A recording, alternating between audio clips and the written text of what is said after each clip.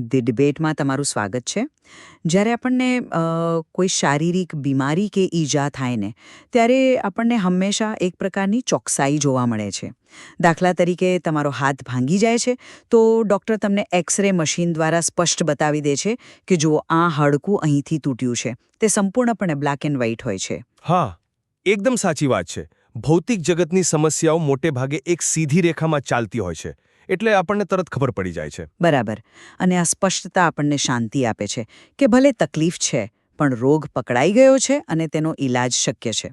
પણ જ્યારે આપણે માનવ જીવનના ગહન દુઃખો, નૈતિક સંઘર્ષો કે આંતરિક પીડાના ક્ષેત્રમાં પ્રવેશીશું ને ત્યારે અચાનક પેલું એક્સરે મશીન કામ કરતું બંધ થઈ જાય છે. ત્યાં કોઈ સ્પષ્ટ રેખાઓ નથી હોતી. બિલકુલ નથી હોતી.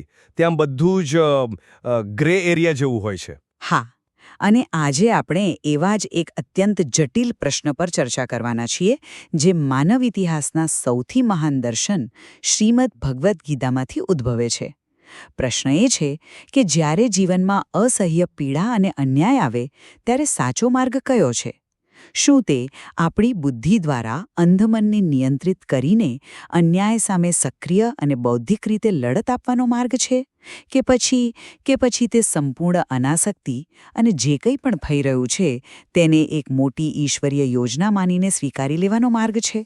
અરે, આ એક એવો પ્રશ્ન છે જે સદીઓથી દરેક વિચારશીલ મનુષ્યને સતાવતો આવ્યો છે. આપણે જ્યારે ગીતાના મૂળ સંદેશનું વિશ્લેષણ કરીએ છીએ ને ત્યારે આ બંને પરિપ્રેક્ષ્યો અત્યંત બારીકીથી આપણી સામે આવે છે. મારી વાત કરું તો હું એકદમ સ્પષ્ટપણે માનું છું કે ગીતા એ કોઈ નિષ્ક્રિયતાનો કે હાથ પર હાથ ધરીને બેસી રહેવાનો ગ્રંથ નથી. તે અત્યંત સક્રિય, બૌદ્ધિક કર્તવ્ય પાલનનો માર્ગ છે. તે આપણને શીખવે છે કે અન્યાય સામે પછી ભલે તે પોતાના સ્વજનો દ્વારા જ કેમ ન થતો હોય, આપણે સક્રિય પગલાં લેવા જ જોઈએ. અને જુઓ, હું આ જ બાબતને સાવ અલગ રીતે જોઉં છું. મારો અભિગમ એ છે કે ગીતાનો સૌથી ઊંડો સંદેશ આ ભૌતિક જગતની ક્ષણભંગુરતાને, એટલે કે આ દુનિયા કાયમી નથી તે હકીકતને સમજવા અને સંપૂર્ણ અનાસક્તિ કેળવવા વિશે છે. તમે જે સક્રિયતા કે કર્મોની વાત કરો છો ને તે માત્ર આંતરિક મુક્તિનું એક માધ્યમ છે, તે કોઈ અંતિમ લક્ષ્ય નથી. ચાલો આપણે આને થોડું ઊંડાણથી સમજીએ. જો આપણે ગીતાની શરૂઆતની પૃષ્ઠભૂમિ જોઈએ તો અર્જુન કૌરવો સામે યુદ્ધ કરવાથી પીછેહટ કરી રહ્યો છે. તે કહે છે કે આ બધા મારા પોતાના જ છે, મારા ભાઈઓ છે, મારા ગુરુજનો છે, હું તેમની પર શસ્ત્ર કેવી રીતે ઉપાડી શકું? બરાબર. તેનો એ સંઘર્ષ બહુ જ સ્વાભાવિક હતો. હા, પણ હવે અહીં આપણે મનોવિજ્ઞાન સમજવાની જરૂર છે. અર્જુનનું મન અંધ થઈ ગયું છે. તે પોતાના લોકોના મોહમાં એટલો ફસાયેલો છે કે તે સાચું અને ખોટું જોઈ જ શકતો નથી. હા, હું સમજુ છું. અર્જુનની એ પીડા સાચી હતી. તે એક મોટો ભૌતિક અને ભાવનાત્મક સંઘર્ષ હતો. બિલકુલ. અને અહીં ગીતાનો સ્પષ્ટ ઉપદેશ એ છે કે કોઈ તમારું પોતાનું હોય કે તમારાથી મોટું હોય તેમનો ખોટો વ્યવહાર કે અન્યાય ક્યારેય સહન ન કરવો જોઈએ. કારણ કે જરા વિચારો, જે વ્યક્તિ તમારી તકલીફોનું કારણ બને છે તે તમારો પોતાનો હોય જ કેવી રીતે શકે? પણ જો તમે અન્યાય સહન કરો છો ને તો તમે ખરેખર અન્યાય કરનારને વધુ બળ આપો છો. તે વધુ ક્રૂર બને છે. અહીં ગીતા આપણને શીખવે છે કે આપણું મન હંમેશા લાગણીઓ તરફ ઢળે છે. તેથી આપણે આપણી બુદ્ધિનો ઉપયોગ કરવો જ પડશે. બુદ્ધિ દ્વારા સાચા અને ખોટાનો ભેદ પારખીને ભલે ગમે તેટલું કઠિન હોય એક્શન લેવી, એટલે કે સક્રિય પગલું ભરવું, એ જ વાસ્તવિક ધર્મ છે એવું મારું દૃઢપણે માનવું છે. હું સમજી રહ્યો છું કે તમે યુદ્ધના મેદાન અને ન્યાયના દૃષ્ટિકોણથી આને શા માટે આટલું બધું મહત્ત્વ આપી રહ્યા છો. પરંતુ મને તમને એક અલગ પરિપ્રેક્ષ્ય આપવા દો. તમે સામાજિક ન્યાય અને કર્તવ્યની વાત કરી, પરંતુ શું ગીતા માત્ર સામાજિક ન્યાયનું પુસ્તક છે? ગીતા વારંવાર ભાર મૂકે છે કે આ સંસાર દુઃખાલયમ અશાશ્વતમ છે. દુઃખાલયમ અશાશ્વતમ. હા, એટલે કે આ દુનિયા દુઃખોનું ઘર છે અને તે કાયમી નથી. એક મિનિટ, એટલે તમે એમ કહેવા માંગો છો કે આ દુનિયા કાયમી નથી એટલે અન્યાય સામે લડવાનો કોઈ અર્થ જ નથી? ના ના, મારો કહેવાનો અર્થ એ છે કે આપણી પીડાનું મૂળ અન્યાયમાં એટલું નથી જેટલું આપણી માલિકીની ભાવનામાં છે. તમે પેલી ધર્મશાળા અને રાજાની વાર્તા સાંભળી હશે, ખબર છે ને? કદાચ હા, પણ તમે કહો. એક રાજા પોતાના ભવ્ય મહેલને પોતાનું શાશ્વત ઘર સમજીને તેમાં અત્યંત આસક્ત હતો. એક દિવસ એક મહાત્મા તેના દરબારમાં આવ્યા અને રાજાને પૂછ્યું, તારા પહેલા આ મહેલમાં કોણ રહેતું હતું? ઓહ હા, મને યાદ આવ્યું. રાજા કહે છે તેના પિતા. બરાબર. રાજાએ કહ્યું, મારા પિતા. મહાત્માએ પૂછ્યું, તેમના પહેલા? રાજાએ જવાબ આપ્યો, મારા દાદા. ત્યારે મહાત્મા હસ્યા અને બોલ્યા, જે જગ્યાએ રહેવાવાળા સતત બદલાતા રહે છે, એક આવે છે અને બીજો જાય છે, તે ઘર કેવી રીતે હોઈ શકે? તે તો માત્ર એક ધર્મશાળા છે. અરે વાહ, એ બહુ સુંદર રૂપક છે. અને આ રૂપકનો મનોવૈજ્ઞાનિક અર્થ એ છે કે આપણે બધા આ પૃથ્વી પર માત્ર મહેમાન છીએ. હોટેલના રૂમમાં આપણે રહીએ ત્યારે ત્યાંના ફર્નિચર કે પડદા માટે આપણે લડવા નથી બેસતા, કારણ કે આપણને ખબર છે કે 2 દિવસ પછી આપણે અહીંથી જતા રહેવાનું છે. સાચી વાત છે.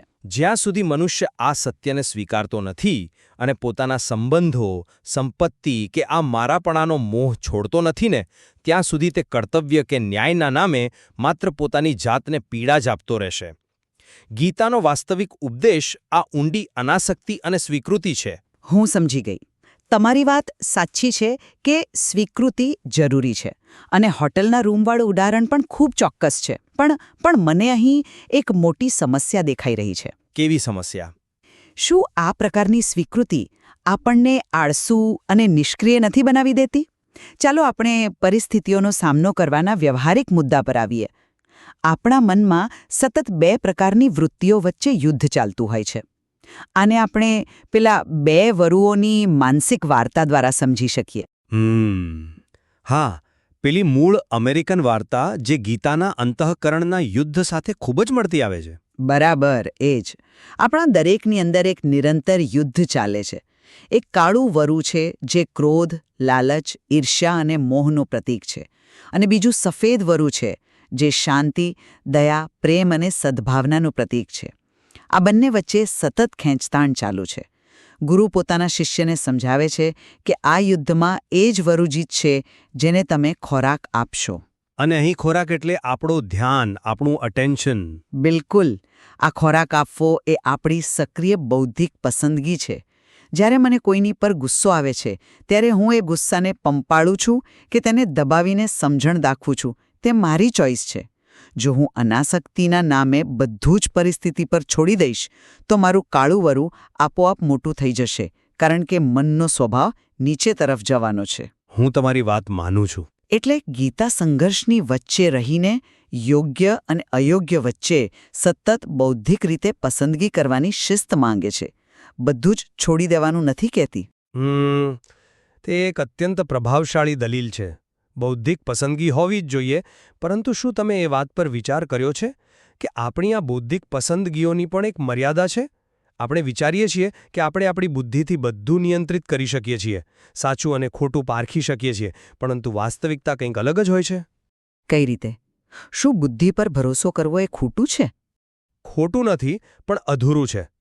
ચાલો પહેલા પક્ષી અને તોફાનની વાર્તા લઈએ. હા, કહો.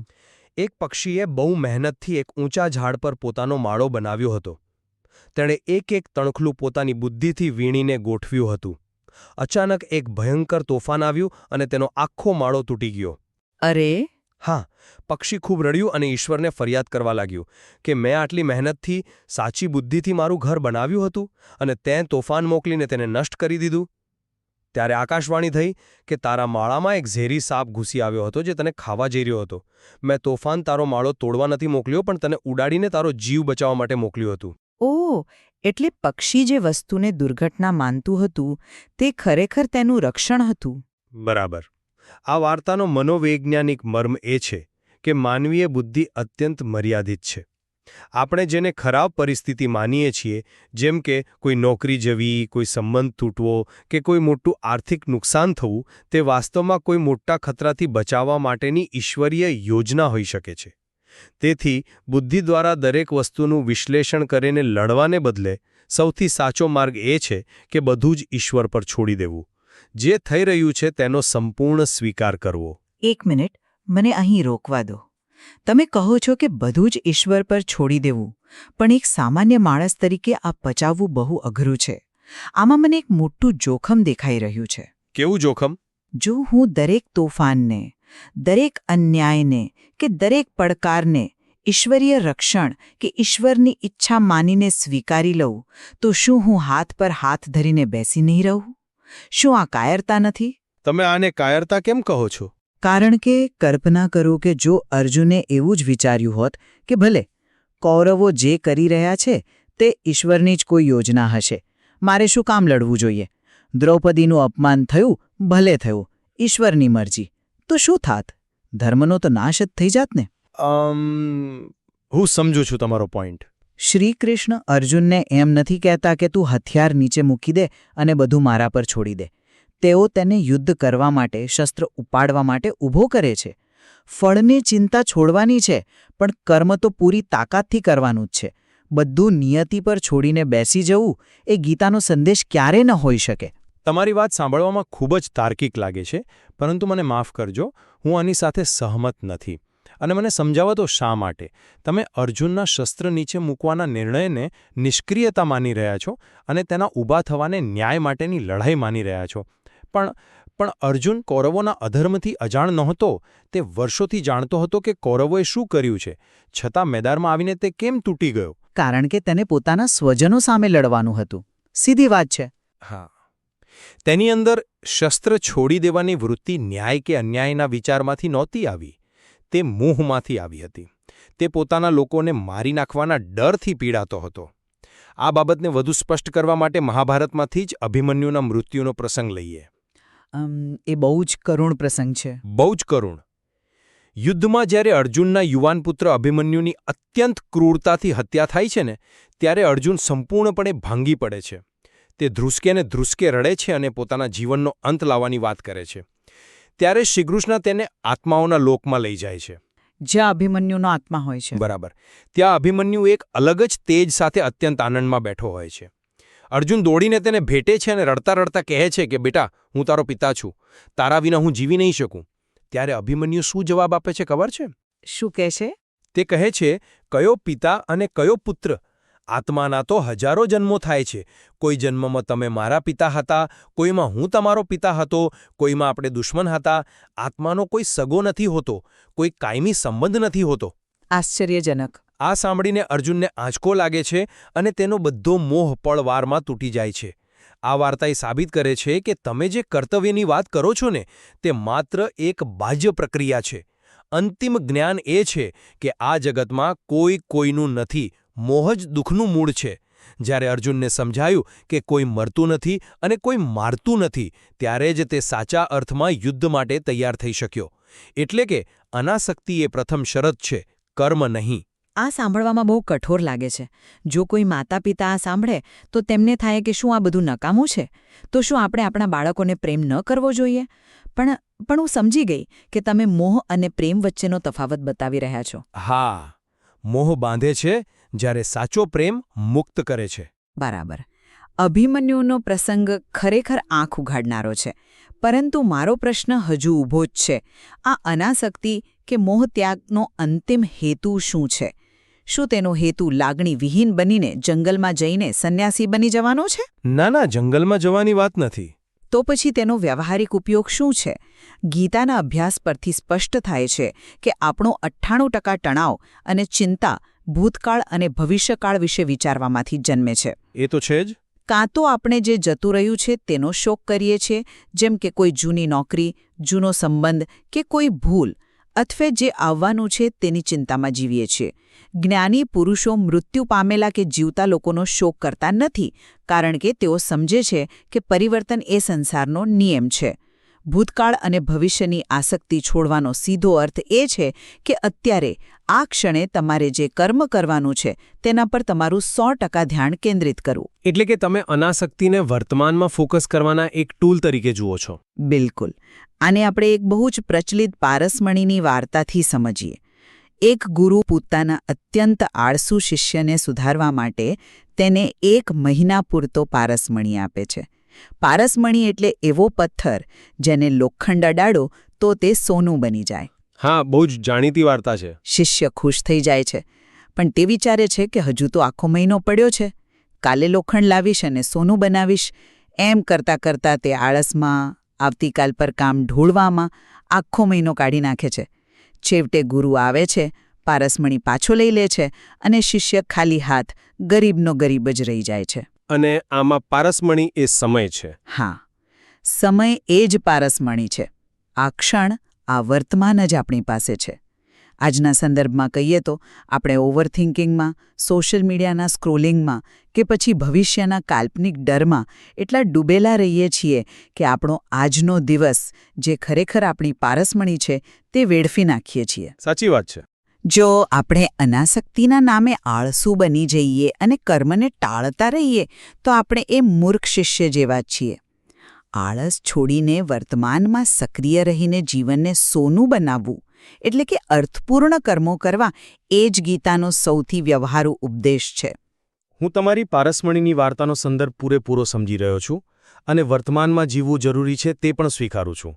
પરંતુ તમે જે રીતે જીવનને સોનું બનાવવાનું અર્થઘટન કરી રહ્યા છો ને, તે મને થોડું ભૌતિકવાદી અને સતત દોડતા રહેવા જેવું લાગે છે. ભૌતિકવાદી? કઈ રીતે? તમે સતત કર્મ કરવા, સમયનો ઉપયોગ કરવા અને પરિણામ મેળવવા પર ભાર મૂકી રહ્યા છો.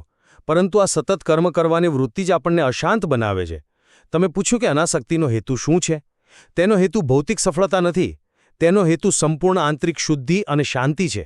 તો શું શાંતિ મેળવવા માટે કર્મ છોડવું પડે? અરે ના, કર્મ છોડવાનું નથી, પણ કર્મના પરિણામમાંથી મળતા સુખની દોડ છોડવાની છે. મને રાજા અને મહાત્માના શર્ટની વાર્તા યાદ આવે છે. એક રાજા પાસે બધું જ હતું. તેણે પોતાની પારસમણીનો ખૂબ સદુપયોગ કર્યો હતો. આખી દુનિયા જીતી લીધી હતી, અઢળક સંપત્તિ હતી. છતાં તે રાતે ઊંઘી શકતો નહોતો. તે બેચેન હતો. તેના ગુરુએ તેને કહ્યું કે તમારે સાચી શાંતિ જોઈતી હોય તો કોઈ એવા વ્યક્તિનો શર્ટ પહેરી લો જેને સાચી શાંતિ મળી હોય. તમારી બેચેની દૂર થઈ જશે. એટલે રાજાના સૈનિકો એવા વ્યક્તિને શોધવા નીકળ્યા. હા, સૈનિકો આખા રાજ્યમાં ફર્યા. તેઓ મોટા મોટા અમીરો, સફળ વેપારીઓ પાસે ગયા, પણ દરેકને કોઈને કોઈ ચિંતા હતી. કોઈને પૈસા ગુમાવવાનો ડર હતો તો કોઈને બીમારીનો. કોઈની પાસે સાચી શાંતિ નહોતી. અંતે તેમને એક જંગલમાં એક ઝાડ નીચે એક મહાત્મા મળ્યા. તેમના ચહેરા પર પરમ શાંતિ અને નૂર હતું. સૈનિકોને ખાતરી થઈ ગઈ કે આ જે વ્યક્તિ છે. તેમણે જઈને મહાત્માને કહ્યું, અમારા રાજા ખૂબ અશાંત છે. કૃપા કરીને તમે તમારો શર્ટ અમને આપી દો. અમે તમને મોં માંગ્યું ઇનામ આપીશું. ત્યારે મહાત્મા મોટેથી હસ્યા. તેમને શું કહ્યું? તેમણે હસીને કહ્યું, હું તો તમને શર્ટ આપી દઉં, પણ મારી પાસે પહેરવા માટે શર્ટ જ ક્યાં છે? વાહ, આ ખરેખર બહુ ઊંડી અને પ્રતિકાત્મક વાર્તા છે. બરાબર ને? આ વાર્તા શું દર્શાવે છે? તે દર્શાવે છે કે સાચી શાંતિ એ કોઈ બાહ્ય સિદ્ધિ, સક્રિયતા કે ભૌતિક સંપત્તિનું પરિણામ નથી. રાજાએ આખી જિંદગી કર્મ જ કર્યો હતો, પણ તે અશાંત હતો. મહાત્મા પાસે એક શર્ટ પણ નહોતો, એટલે કે તેમણે ભૌતિક જગતની માલિકીનો સંપૂર્ણ ત્યાગ કર્યો હતો, છતાં તેઓ પરમ શાંત હતા. હું તમારી વાત સમજુ છું. ગીતા સ્પષ્ટ કહે છે કે વાસના, ક્રોધ અને લાલચ એ નરકના 3 દ્વાર છે. જો તમે માત્ર વર્તમાનમાં રહીને ભૌતિક સફળતા માટે દોડતા રહેશો અને તમારી અંદર આ 3 શત્રુઓ બેઠા હશે, તો તમે ક્યારેય તે મહાત્મા જેવી શાંતિ નહીં મેળવી શકો. એટલે જ મારો પક્ષ છે કે ગીતાનું મૂળ કેન્દ્રબિંદુ આંતરિક દુનિયામાં વાસના અને મોહને ખતમ કરવા પર વધુ છે. મારે સ્વીકારવું પડશે કે તમારી વાતમાં ઘણું વજન છે. અને તમે જે રીતે વાસના, ક્રોધ અને લાલચનો ઉલ્લેખ કર્યો ને, મને લાગે છે કે અહીં આપણે બંને એક એવા બિંદુ પર પહોંચી રહ્યા છીએ જ્યાં આપણા અલગ અલગ દેખાતા માર્ગો એકબીજાને છેદે છે. હા, એવું ચોક્કસ કહી શકાય. હું એ વાત સાથે સંપૂર્ણપણે સહેમત છું કે વાસના, ક્રોધ અને લાલચ એ નરકના દ્વાર છે. જો કોઈ વ્યક્તિ ન્યાય માટે કે કર્તવ્ય માટે પણ લડતો હોય, પણ જો તેના મનમાં સ્વાર્થ કે શત્રુ પ્રત્યે અંગત ક્રોધ ભરેલો હોય, તો તેનું કર્મ પણ ઝેર બની જાય છે. ગીતામાં સુખની ઈચ્છાને જ દુઃખનું કારણ ગણાવવામાં આવ્યું છે. શરૂઆતમાં જે સુખ અમૃત જેવું મીઠું લાગે છે, તે પાછળથી ઝેર સમાન બની જાય છે. એટલે સક્રિય રીતે કર્મ કરતી વખતે પણ મનની આંતરિક શુદ્ધિ તો અનિવાર્ય છે જ. બિલકુલ. અને જો આપણે આ જ દૃષ્ટિકોણથી જોઈએ તો જ્યારે ગીતામાં શ્રીકૃષ્ણ કહે છે કે બધું ભગવાન પર છોડી દો, એટલે કે જે લોકો અનન્ય ભાવથી મારું ચિંતન કરે છે તેમનો યોગક્ષેમ હું વહન કરું છું, ત્યારે તેનો અર્થ આળસુ બનવાનું નથી. તેનો અર્થ એ છે કે જ્યારે મનુષ્ય પોતાના અહંકારનો ત્યાગ કરે છે અને પરમાત્માનો આશ્રય લે છે, ત્યારે ઈશ્વર તેને જે નથી મળ્યું તે આપે છે અને જે મળ્યું છે તેનું રક્ષણ કરે છે. આ એક પ્રકારની પરમ આંતરિક શરણાગતિ છે. તે મનને એ અંધકારમાંથી બહાર કાઢે છે જ્યાં તે પોતાની જાતને કર્તા માનીને અહંકારમાં રાચે છે. તો જો આપણે આપણી આ ગહન ચર્ચાનું સારાંશ કાઢીએ તો મારો પક્ષ એ છે કે ગીતા આપણને એક અત્યંત સશક્ત અને વ્યવહારુ માર્ગદર્શિકા પૂરી પાડે છે. તે આપણને શીખવે છે કે આપણું મન જે સ્વાભાવિક રીતે જ અંધ છે અને લાગણીઓમાં વહી જાય છે તેને આપણી સક્રિય જાગૃત બુદ્ધિ દ્વારા શિસ્તબદ્ધ કરવું જોઈએ. પેલા 2 વરુઓમાંથી આપણે સફેદ વરુને જ ખોરાક આપવાનો છે. આપણે ભૂતકાળના શોક અને ભવિષ્યની ચિંતામાંથી બહાર આવીને આળસ ત્યજીને વર્તમાન ક્ષણમાં સંપૂર્ણપણે હાજર રહીને આપણા કર્મો કરવા જોઈએ. સાચી વાત.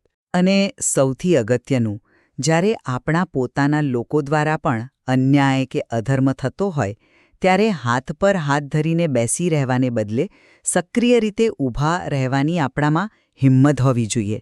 મારા મતે જ્ઞાન અને સક્રિય કર્મનો આ સમન્વય એ જ ગીતાનો મુખ્ય સંદેશ છે. અને મારા પક્ષનો સારાંશ એ છે કે ગીતાનું અંતિમ લક્ષ્ય આ બાહ્ય જગતના ભૌતિક પડકારોને ઉકેલવા પૂરતું સીમિત નથી. તેનું લક્ષ્ય માનવ આત્માની આંતરિક મુક્તિ છે. પેલા રાજાની ધર્મશાળાની જેમ આ સંસાર અશાશ્વત છે. અહીંના સંબંધો, સુખ, દુઃખ બધું જ પાણીના પરપોટા સમાન છે. અભિમન્યુના પ્રસંગની જેમ જ્યારે આપણે સમજીએ છીએ કે અહીં કોઈ કાયમ માટે કોઈનું નથી, ત્યારે જ આપણો મોહ તૂટે છે. વાસના, ક્રોધ અને અહંકારનો ત્યાગ કરીને આ જીવનમાં માત્ર એક મહેમાનની જેમ રહીને ઈશ્વર પર પૂર્ણ શ્રદ્ધા રાખીને સમર્પણ કરવું એ જ પરમ શાંતિનો સાચો માર્ગ છે. મને લાગે છે કે ભલે આપણા અર્થઘટનના રસ્તાઓ અલગ હોય, પરંતુ આપણે બંને એ વાત પર તો ચોક્કસ સહેમત છીએ કે ગીતા માનવ દુઃખોનું અત્યંત સચોટ અને ગહન નિદાન કરે છે. પછી ભલે તમે તેને સક્રિય કર્મના લેન્સથી જુઓ કે ઊંડી અનાસક્તિના લેન્સથી. બિલકુલ સહમત. ગીતા કોઈ એક જડ નિયમોનું પુસ્તક નથી, પરંતુ તે માનવ મનોવિજ્ઞાન અને ચેતનાના દરેક સ્તરને સ્પર્શતું જીવંત દર્શન છે. તેમાં હજુ પણ એટલું બધું ઊંડાણ છે કે આપણે જેટલા ઊંડા ઉતરીશું તેટલા નવા પરિમાણો ખુલતા જશે. અને તેથી જ અમે આ ચર્ચામાં કોઈ એક માર્ગને વિજેતા ઘોષિત કરવા નથી માંગતા. અમે આ નિર્ણય તમારા પર છોડીએ છીએ. તમારા પોતાના જીવનના સંઘર્ષો, તમારી આંતરિક પીડાઓ અને અત્યારના તમારા સંજોગોને જુઓ. શું તમને અત્યારે તે 2 વરુઓમાંથી સાચા વરુને પસંદ કરવા માટે અને અન્યાય સામે ઊભા રહેવા માટે બૌદ્ધિક કર્મ અને હિંમતની વધુ જરૂર છે? કે પછી શું સમય આવી ગયો છે કે તમે તે ધર્મશાળાના મહેમાન બનીને તમારી અંદરના મોહ અને બધું જ કંટ્રોલ કરવાની ઝંખનાને છોડી દઈને એક ઊંડી અનાસક્તિ અને સ્વીકૃતિ અપનાવો? યાદ કરો આપણી શરૂઆતની પેલી વાત. જીવનની જટિલ સમસ્યાઓ માટે કોઈ એક્સરે મશીન નથી હોતું જે તમને બ્લેક એન્ડ વ્હાઇટમાં બતાવી દે કે શું કરવું. તમારી પાસે માત્ર તમારો પોતાનો દૃષ્ટિકોણ, તમારો પોતાનો લેન્સ છે. ગીતા તમને તે લેન્સ સાફ કરવા માટેનું જ્ઞાન આપે છે. હવે તમે તેમાંથી જગતને કઈ રીતે જુઓ છો અને કયો રસ્તો પસંદ કરો છો તે સંપૂર્ણપણે તમારી પોતાની યાત્રા છે. એકદમ સાચી વાત. વિચારતા રહો, કારણ કે આ ગ્રંથમાં હજુ ઘણું અન્વેષણ કરવાનું બાકી છે. સાંભળવા બદલ આભાર. આવજો.